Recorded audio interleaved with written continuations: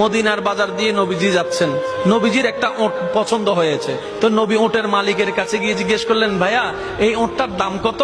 ওই দামাদামি হলো, নবী সে দামে কিনতে রাজি হলেন, কিন্তু নবীর কাছে তখন অর্থ ছিল না। তখন নবীজি ওনাকে বললেন, আপনি আমাকে ওটটা দেন, আমি এখনই গিয়ে আপনার সেই প্রাপ্যটা পাঠিয়ে দিচ্ছি।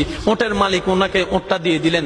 আশেপাশে যারা ওটের মালিক ছিল সবাই জিজ্ঞেস করতেছে, এই পাগলা, তুমি কি যাকে ওট দিয়েছো তাকে চিনো? বলে যে না। নাম জানো? বলে যে না। পরিচয় জানো? বলে যে না। ঠিকানা জানো?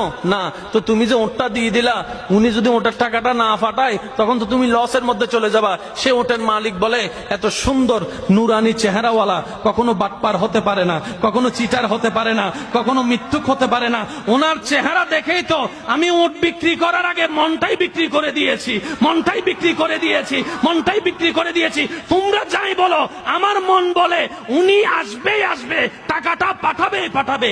এই কথা বলতে না বলতে কিছুক্ষণ পরে নবীজির একজন সাহাবা এসে বলছেন, একটু আগে একজনে ওট নিয়ে গিয়েছেন, কাছ থেকে ওটের মালিকটাকে একটু দেখতে চাই। উনি বলে যে আমার থেকে।